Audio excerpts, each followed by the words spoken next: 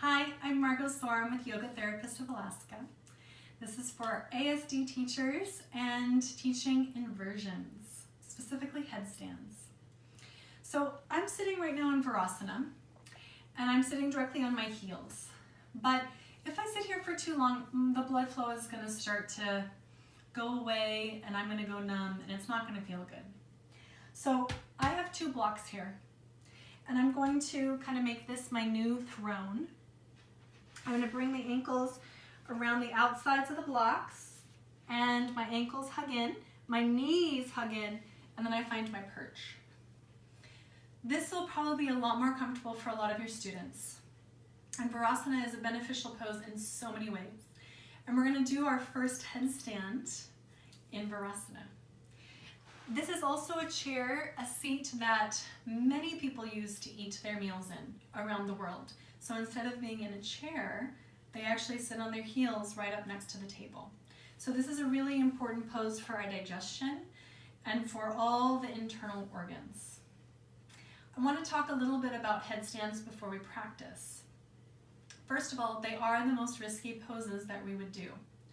And it's because now we're weight bearing and using the neck. So it has been told that there's the risk of stroke and death associated with headstands. And unless you're someone who has been trained as a gymnast or long-term to be inverted, I recommend if you're over the age of 30 to not do them. We're at risk because of hypertension to have that onset of a stroke, more likely. The other thing that we want to keep in mind is that if we're overweight, and this is also kind of an epidemic in our culture, that we are carrying around a few more pounds. So if you think about it, if you have extra pounds down here in the thighs and legs and the belly, which many of us do, especially for women because of our pear-shapedness, that when we go upside down, this is a greater risk because you have more of a force load going onto the neck. Another thing that we want to take into consideration is our posture. If you don't have good posture standing in 2 feet, you might not have any business trying to be in perfect alignment upside down, because your neck is going to compensate to make all those corrections. Lastly, I know there was one more thing I wanted to say. Glaucoma. That extra pressure on the eyes is not very safe for your vision. I had LASIK 6 years ago, and ever since I had LASIK, I noticed too much pressure on my eyes and started getting blood vessels breaking all around my eyes, and realized that this was no longer a safe practice for me and my body. So handstands are my inversion of choice, and we'll also do Viparita Karani, and that's another inversion of choice. So I've created a sequence to give you the benefits of the headstand without any of the risk. And the benefits of headstand are so many. Shirshasana is known as the king posture, and it's because of this ability to turn things upside down. And as humans, turning something upside down helps us look at it with a new perspective, and it's very cleansing for us. Also, all this blood flow going to the mind, it helps to stimulate the brain, and it can clear out the sinuses. So it's actually recommended for colds. When you have a cold, you're just stuffy, and you don't have clear perception. So the idea of headstands is they clear your perception. They give you better judgment. They also take an immense amount of concentration, so it helps with the dharana, with that ability to strength train your mind. And at the very center of your mind is this important gland called the pituitary gland. It's known as the master gland. It controls all the chemical reactions happening in your body. So when we do a headstand, it benefits this gland, and it makes our chemistry that much better. So there's a lot of good reasons to do a headstand, but there are a lot of risks to the headstand. So we want to start to present this in a way that makes it super safe for ourselves and for our students to really master this technique. So we're going to start in Virasana. Bring your thumbs to your ears and make a headband on top. And be mindful. We're going to check and make sure that the chin is slightly down. And then stack your hands on top and lean into your sit bones. Remember, anterior pelvis. Lean into your sit bones, go up and to the top, and then press back down. And you're going to strength train the spine. Again, if you lifted your chin, you'd feel the hands slide off. If you're down too low, the hands pull forward. You want to find this place where you could be balancing a water bottle on your head or a big basket on your head, that you're finding that level position, and strength train your spine here. And then release. Close your eyes. Keep your head nice and level, kind of knowing where that is, and if you tip your head forward and back right now, you can start to kind of feel that information about where is center. And then do gently open your eyes, and now keep your chin and head level, but let your eyes go to the ceiling and let your eyes go down. And just letting the eyes move up and down. So one problem that we're having is with our necks. We have pain in the neck. Go side to side. And this pain in your neck is due to all the movement you're doing with your neck, when really we want the neck to become very stable. So close your eyes and rest them. We are using our necks too much and destabilizing and weakening them. And we're not using our eyes enough. And we're deconditioned in our minds, in our eyes, and in the pituitary gland. So right now we're flossing the eyes and the mind. Open your eyes. Keep your head stable and look in that upper left-hand corner and go diagonally down. And you're going to make this diagonal journey several times. And start to see if you can feel the muscles behind the eyes. Start in the upper right-hand corner and go diagonally down and across.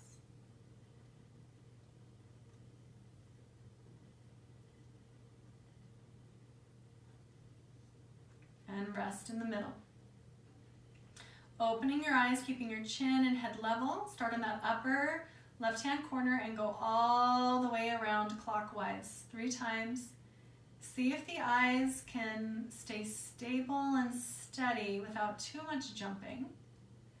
And then reverse and go counterclockwise. And go slow enough so your students really start to feel that muscle action behind the eyes and that sense of going all the way to the back of the head towards the center of the head. Close the eyes and just pause here.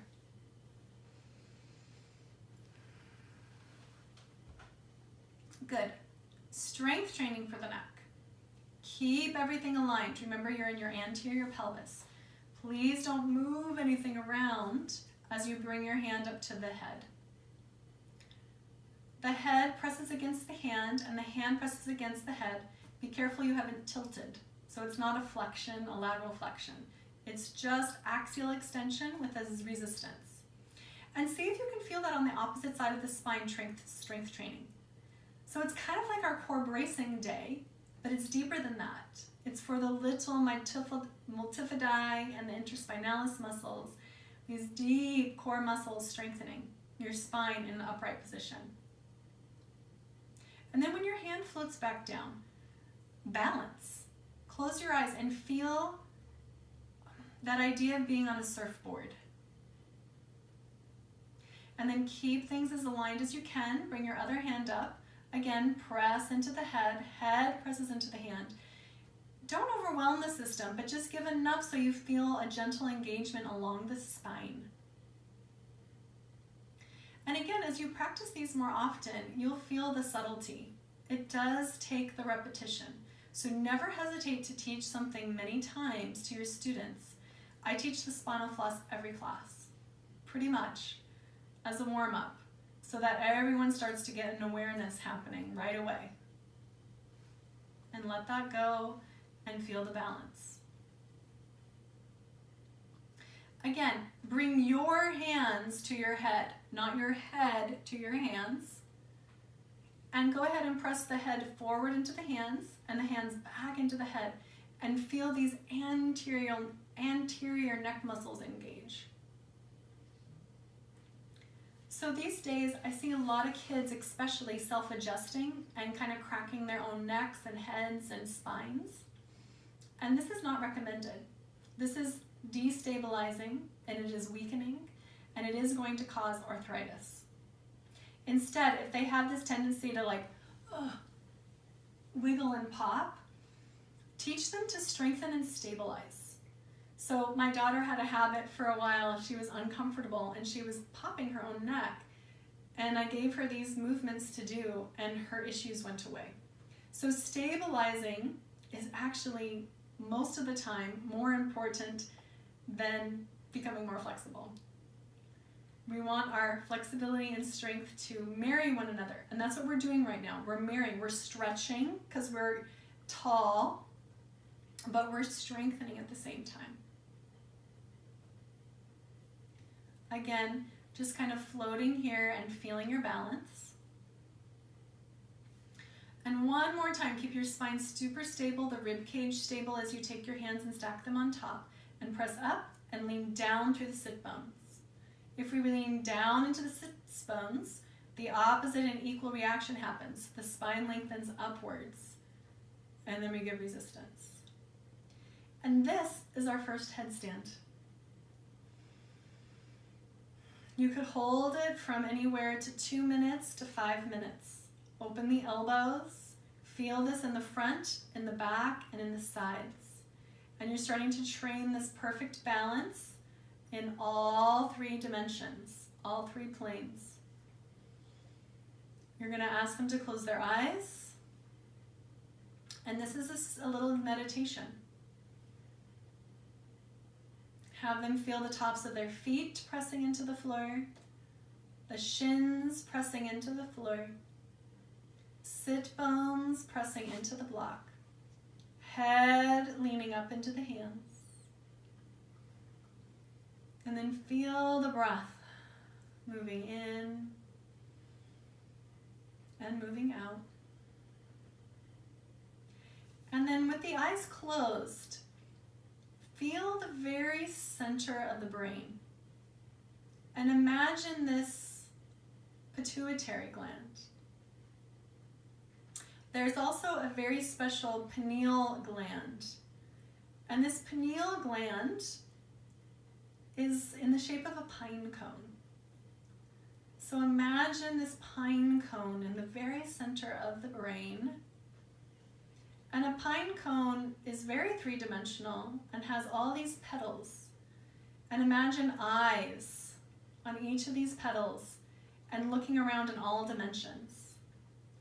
So imagine yourself having eyes that gaze out and look in all directions. Through the back of the head, through the sides of the head, through the front of the head, above the head. And this is the power of the headstand, is to open our perception in all of these directions. And then slowly let the hands come back down. And pause one more time and float here. And let this awareness start to train the headstand experience of how to balance, how to align the neck.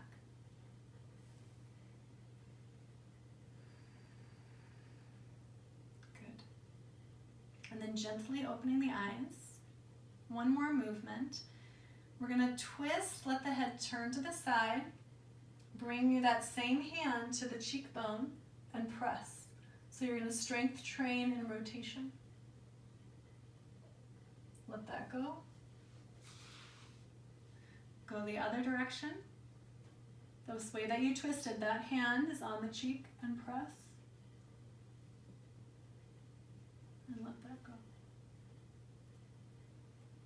Again, float.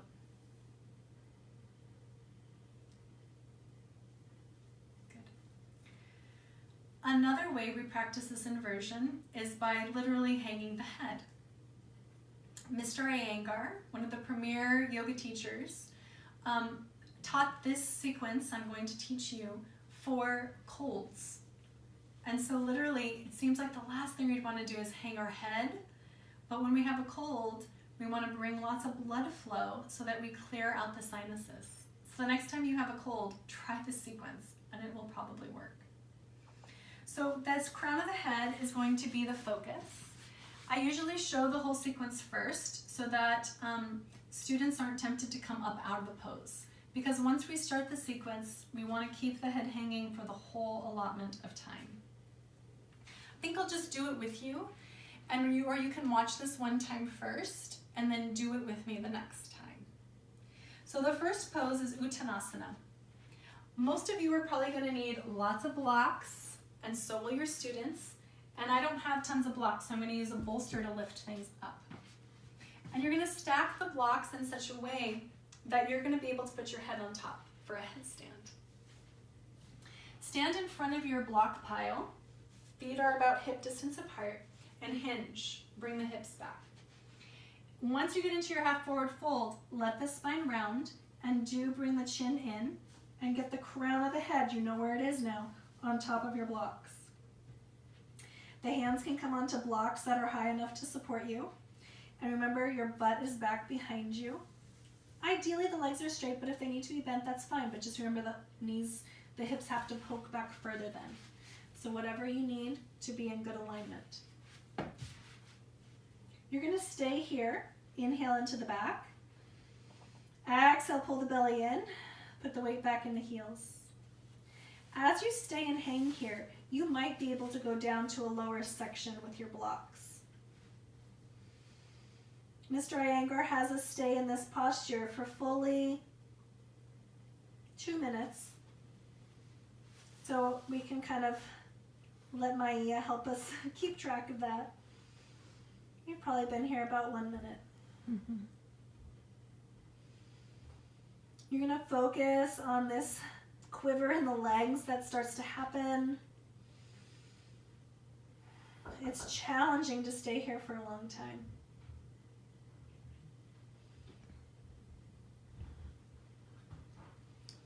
And then in our mind's eye, we're going to start thinking about the next pose. We're going to keep the head hanging. You're going to take a block with you, and you're going to stand sideways on your mat or into the room, and you're going to come into the wide-legged stretch. It's called Prasarita Padottanasana in Sanskrit. And then you're going to let, again, the head hang and find that place to put the crown of the head on the block. It might mean you have to bring the blocks up higher. It might mean you need to scoot your feet in. And do make sure that your feet are turned in slightly. They're not turned towards the edges of your mat, they're turned in. We want to load this lateral leg line, and it's going to burn. I feel this as an ankle strengthener. I feel it along the whole outsides of the legs. The hips are the high point, and your head is hanging, and then supported by the block. And maybe, I don't know, that's the perfect height now with my hands. So you can be creative of how this happens, but you're starting to help your students understand how to prop. And we stay for that 2 minutes. We've probably been here already a minute.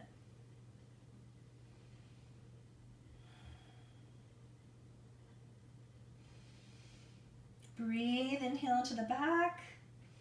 Exhale, put your weight back in the heels. Let the hips go back, let the head hang. Press into your block. We have one more move to make. You keep the head hanging. You pivot back towards the front of your mat. The arms come forward. You come into a downward facing dog.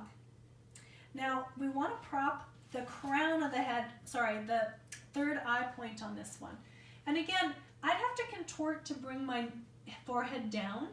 And so we're not contorting ourselves. I'm going to use enough props to, again, support me where I need to be supported. So I'm not compromising my form in order to get the forehead down. And we stay here for that 2 minutes. Again, this time I'm on my forehead. I'm on the third eye point, just in between the eyebrows and just above. And I keep pushing my hips back, doing my best anterior pelvis. My hands are shoulder distance apart. I'm feeling this in the armpits. Oh my gosh, downward dog could have its own, years worth of practice and dissection. So just do your best. When we hold it for 2 minutes, it becomes quite a challenge pose. Breathe through your nose. And then when we're ready, we keep the head hanging, we come down, and we come into a child's pose. And again, we want to support the forehead at that third eye point. So wherever that needs to be. And oftentimes your students will need a block or a bolster. If your forehead easily comes to the floor, that's fine too. Working with your arms at your sides, or you can work overhead. Either way is fine. But there's gentle pressure on your head.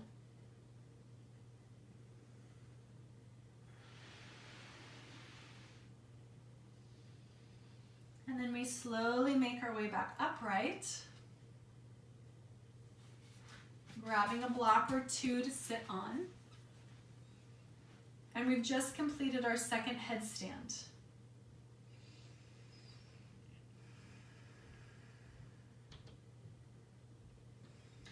That headstand was composed of 3 poses: Uttanasana, the forward bend; Prasarita Padottanasana, the wide forward bend; and Adho Mukha Svanasana, the downward facing dog. Over time, as you get more fluent with yoga, really invite the Sanskrit words. The Sanskrit ignites the right alignment in your body. It literally, that vibration teaches you energetically how to do the poses. And Shelley, my business partner, is a Sanskrit scholar and offers a lot of workshops on that aspect of yoga. All right, there's one more headstand to be done. This is my favorite one, and I've taught it to a lot of students who swear by their headstand practice, but they all agree that this headstand feels better, safer, and more effective than even doing the full headstand. It's important to have the block the right way. This is the baby bear. This is the mama bear. This is the papa bear with your blocks. So baby, mama, papa. You're gonna have it on the mama bear setting, on this kind of second setting, and it's against a wall. You're gonna be in front of that block in Ardha Shavasana, knees bent, soles of feet on the floor. It's important to have the right chin position. So some of your students, that neck is too arched, so we have to maybe support with a blanket or bring the chin down. And then you're gonna use your feet. You're gonna push with your feet up and into the block. Your arms are down at your sides and your arms also engage. You're thinking down, up, in, out, and especially pushing up into the block.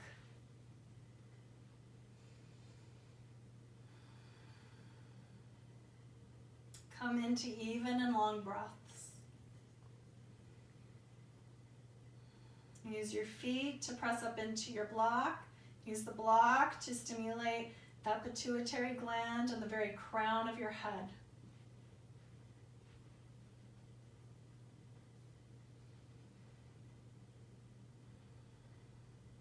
Find the very center of your mind. And as you inhale, imagine breathing from that center out to the edges of your skull.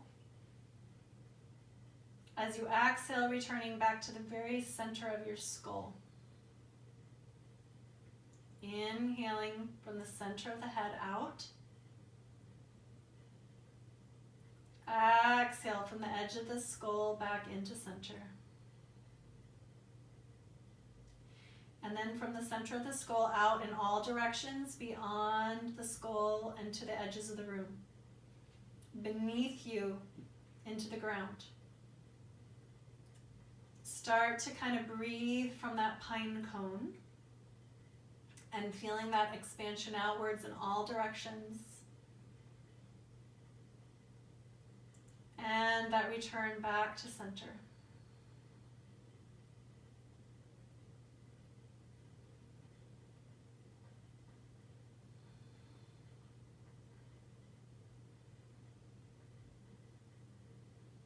And slowly releasing that. Just scooch away from the wall a little bit so you can feel that.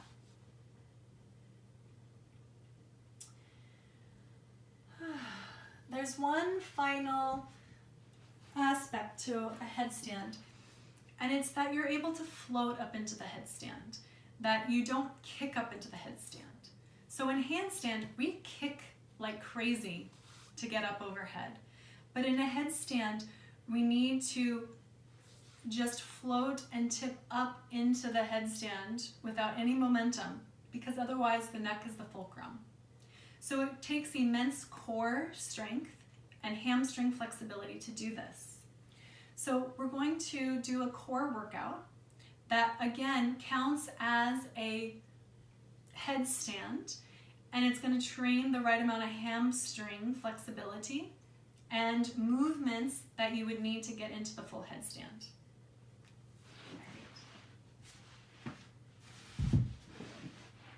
You're on your back. Your head is in its right headstand position, so it's not going to hinge around. And that's the key thing. The legs are firm, arms are braced. Slide this right leg in and let it drag against the floor. So socks are sometimes nice to have on like a gym floor to do this. And yes, you would not turn your head. Pretend like your head is fixed against the floor. Your lumbar spine stays the same as you bring the knee up and as you straighten the leg up and as you come back down. And notice that the spine stays super integrated, just like it will need to be integrated in your headstand. We do 3 of each of these. And it is a little bit like our core bracing day when we did tabletop, but you're doing tabletop with just one leg.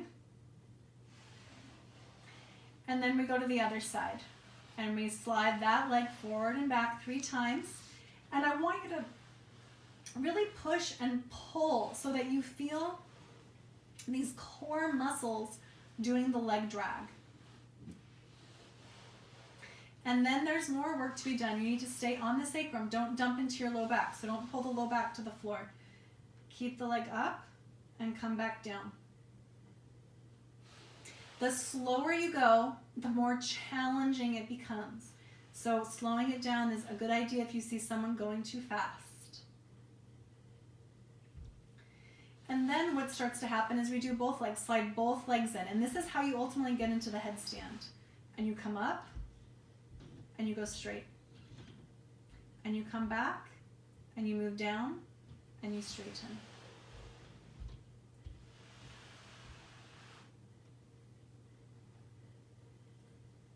And then potentially, you can do the full straight-legged variation. And this is ultimately how we come in and out of the headstands, is by using the core strength to just float up into the headstand. And then we rest. Oh. And now you've received the core strengthening benefit of the headstand without any of the risk.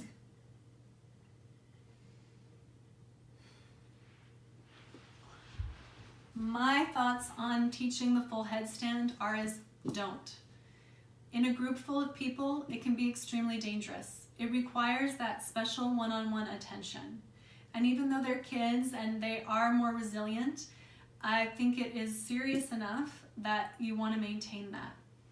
I'm not going to say any names, but a local studio in town had a workshop, and the teacher gave students the choice to be in a headstand or a shoulder stand, and they were really tight and packed together. And my friend chose to do a shoulder stand, and someone around her chose to do a headstand and fell on her. And she'd had to have multiple surgeries on her shoulder to overcome this injury. With a lot of people and without concentration, headstands have the potential to be very dangerous, not only to yourself, but to those around you. So be mindful about this. And we can get the full benefit without needing to actually do the pose. And we're training intelligent action. And this idea of becoming your own best parent, right? Making good choices for yourself and being mindful and thoughtful of others in that process. So as we work with the inversions, keep them safe. And if someone is truly interested in doing them and you have a lot of confidence in them, spend some one-on-one time with your students and teach them that way. yoga is an initiation process. And really traditionally, yoga was taught one-on-one by a guru to a student. And that guru would share the poses they thought would most benefit that individual for what their journey was, what their obstacles were, their health conditions, and prescribe particular poses. Every one of these poses has a prescriptive, health benefit to it. So the healthy benefit of the headstand is this clear perception, this stimulating blood flow to your head, which I'm still feeling, all this wonderful stimulation to the crown of the head. That is the benefit. It doesn't need to be fancy. It really concerns me that in these documentaries that I've seen on Netflix and other places, that the headstand is so pervasively shown as this premier pose in yoga. And yes, it can be, but think of it as a symbol. And that symbol is all the benefits. And we want to safely receive those benefits without injury. Thank you so much. Namaste.